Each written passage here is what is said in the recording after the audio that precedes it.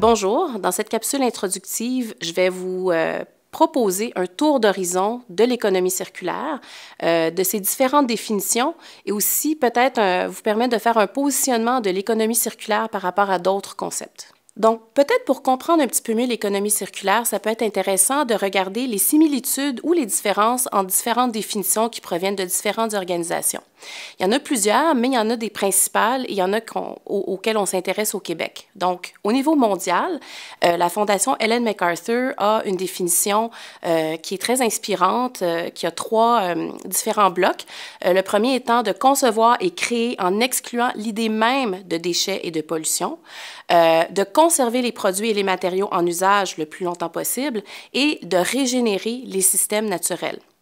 Ensuite, évidemment, on a l'Institut EDEC avec sa définition qui a été largement acceptée par un consensus pour le Québec, qui est un système de production, d'échange et de consommation visant à optimiser l'utilisation des ressources à toutes les étapes du cycle de vie d'un bien ou d'un service dans une logique circulaire, tout en réduisant l'empreinte environnementale et en contribuant au bien-être des individus et des collectivités.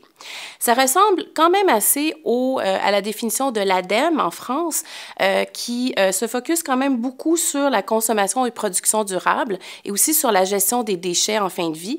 Et la définition, en fait, ça vise à changer le paradigme par rapport à l'économie qui est dite linéaire en limitant le gaspillage des ressources et l'impact environnemental et en augmentant l'efficacité des produits et des services à tous les stades de l'économie des produits.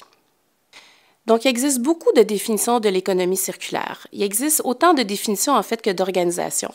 Il y en a certaines qui sont plus inclusives que d'autres. Une que je préfère, en fait, c'est celle du ministère norvégien de l'Environnement, qui dit que c'est une économie où on produit, on utilise des produits et des services qui répondent aux besoins de base, qui apportent une meilleure qualité de vie aux gens, tout en minimisant l'utilisation des ressources, les matériaux et les émissions toxiques et la pollution sur tout le cycle de vie, afin de permettre aux générations présentes et futures de rencontrer leurs besoins.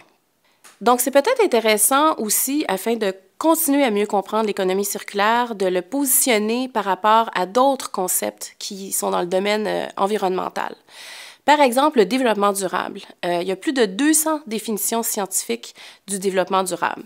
Ce qu'on peut dire de ça, c'est que d'abord, c'est un projet de société qui rompt avec le modèle économique productiviste, qui a des impacts positifs et négatifs qu'on connaît. C'est un concept qui date de 1987 avec la commission Brundtland et qui a voulu mettre sur un même pied d'égalité la sphère sociale, environnementale et économique afin de permettre aux personnes présentes et futures de répondre à leurs besoins. Certains pensent, par exemple, que tout doit être assujetti à l'environnement, tandis que d'autres pensent que c'est les besoins humains qui doivent primer. Par rapport à d'autres concepts qui sont peut-être intéressants, on peut parler de l'économie bleue ou de la Blue Economy, qu'on oppose à la Red Economy ou économie rouge, qui en fait est une économie, l'économie rouge étant une économie plus prédatoriale qui a causé beaucoup d'impacts négatifs. Ce qui est sous-tendu dans la Blue Economy, et c'est intéressant, c'est vraiment l'économie circulaire. L'autre concept aussi qui est sous-jacent, c'est d'essayer d'imiter la nature.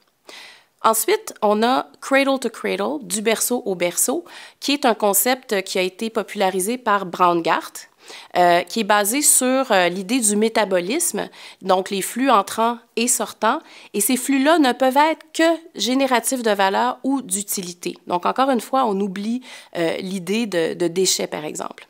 Et on oppose dans le Cradle to Cradle l'éco-efficience à l'éco-efficacité.